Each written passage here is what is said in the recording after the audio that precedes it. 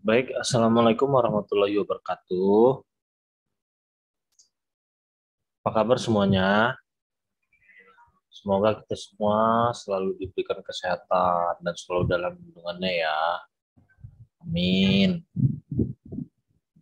Baik, untuk pertemuan minggu ini, kita akan membahas tentang optika.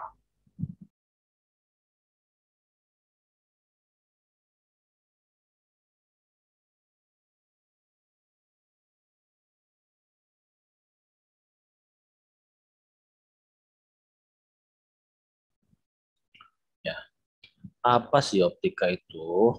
Nah, langsung aja kita kepada kepengertiannya.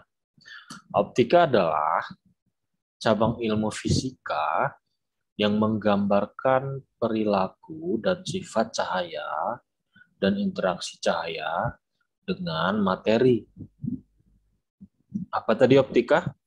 Optika adalah cabang ilmu fisika yang menggambarkan perilaku dan sifat cahaya dan interaksi cahaya dengan materi. Oke. Selanjutnya, kita masuk kepada sifat fisis cahaya. Nah, pada dasarnya, ketika cahaya menumbuk suatu materi, elektron-elektron dari materi tersebut akan bergetar dan menghasilkan energi. Ya, besaran energi yang terpancar dari elektron tersebut bergantung pada frekuensi gelombang cahaya yang menumbuk. Panjang gelombang cahaya berserta struktur atom materi yang ditumbuk. Nah, berikutnya, penumbukan materi oleh cahaya ini akan memunculkan sifat-sifat fisis cahaya seperti, nah, ini ada interferensi, perpaduan, difraksi, pelenturan, dispresi, penguraian, refleksi, pemantulan, dan refraksi, pembiasan. Oke, kita lanjut. Nah, sekarang kita masuk kepada interferensi.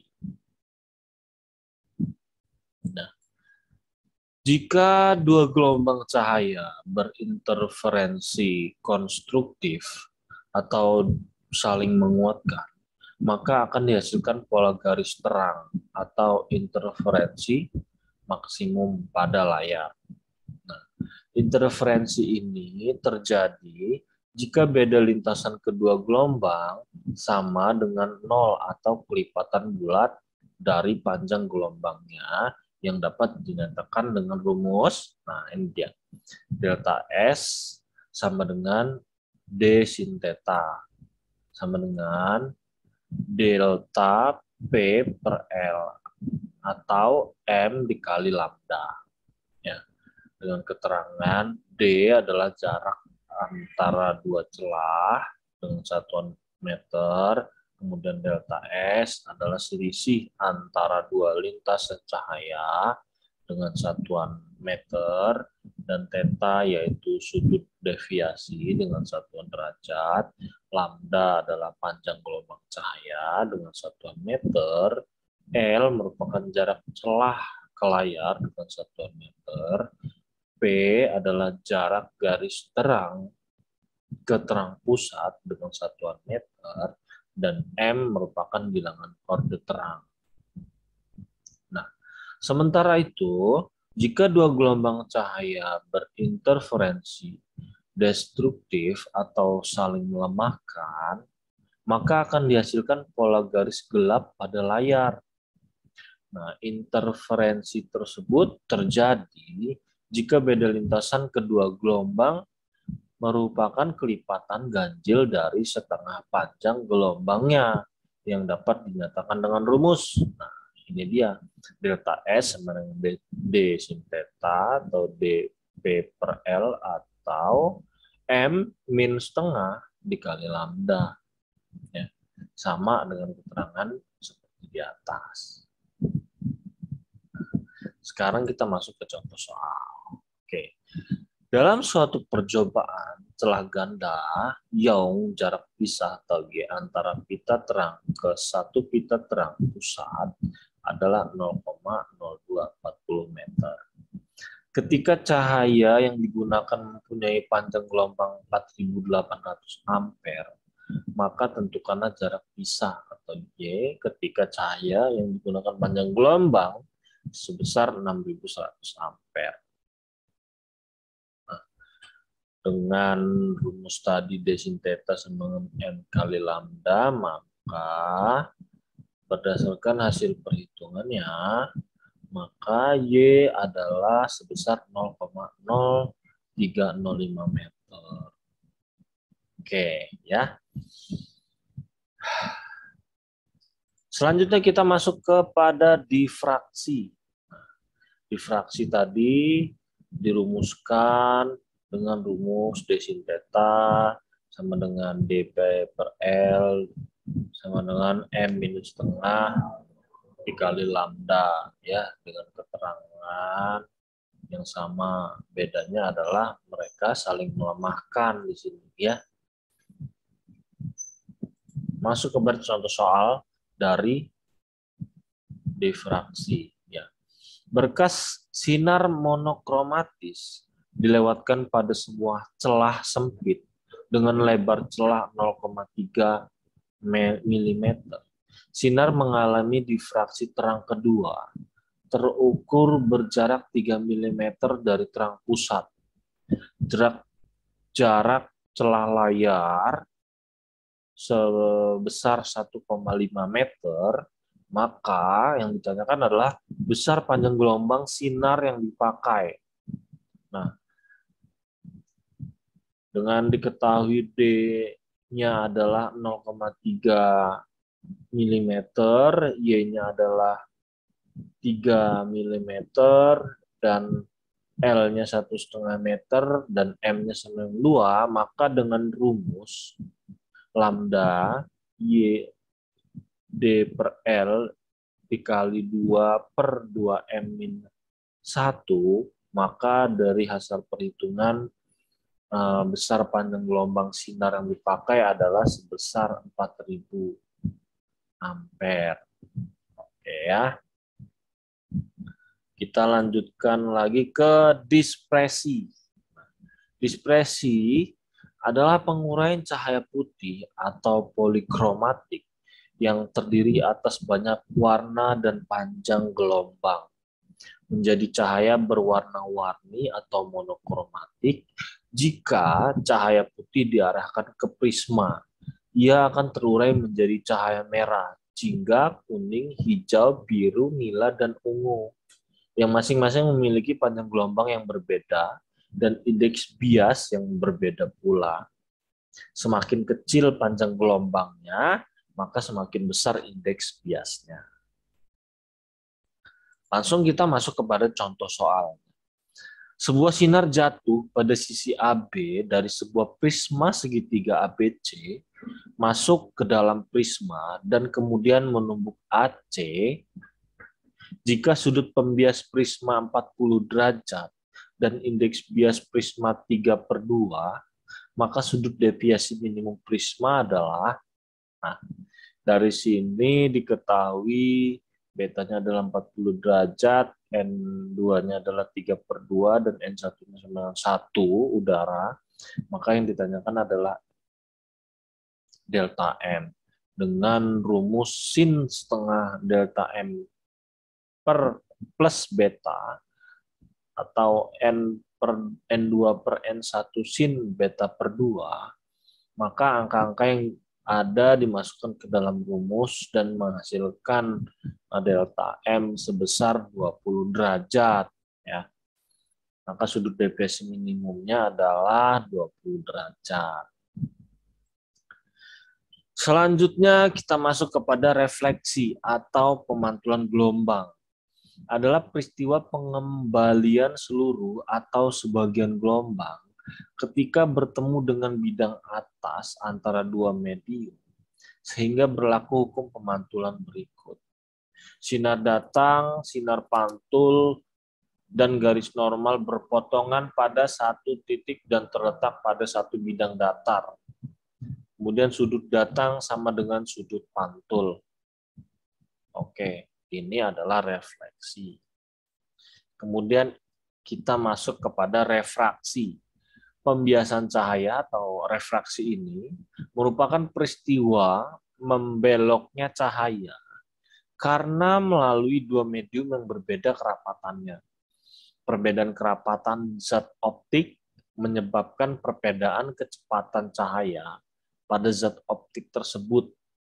Medium atau zat optik adalah zat yang dapat dilalui cahaya, sehingga dapat kita rumuskan dengan NZ sama dengan C per CN. Dengan NZ adalah indeks bias mutlak zat, kemudian C adalah kecepatan cahaya dalam hampa sebesar 3 kali 10 pangkat 8 meter per second, dan CN merupakan kecepatan cahaya dalam zat. Oke, sekarang kita masuk ke contoh soalnya. Cahaya merambat dari udara ke air bila cepat rambat cahaya di udara adalah 3 dikali 10 pangkat 8 meter per second dan indeks bias air adalah 4/3.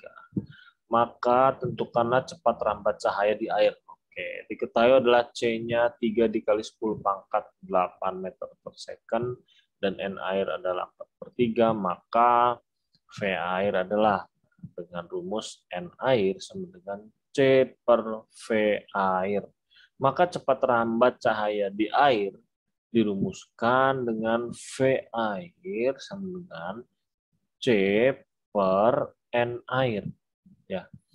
Sehingga dari angka yang diketahui C per N air, cepat rambat cahaya di dalam air tersebut adalah sebesar 2,25 dikali 10 pangkat 8 meter per second.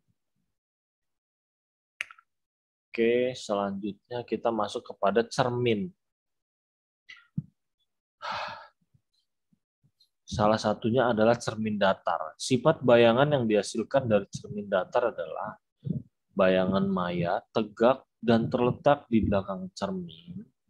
Kemudian, jarak bayangan sama dengan jarak benda ke cermin.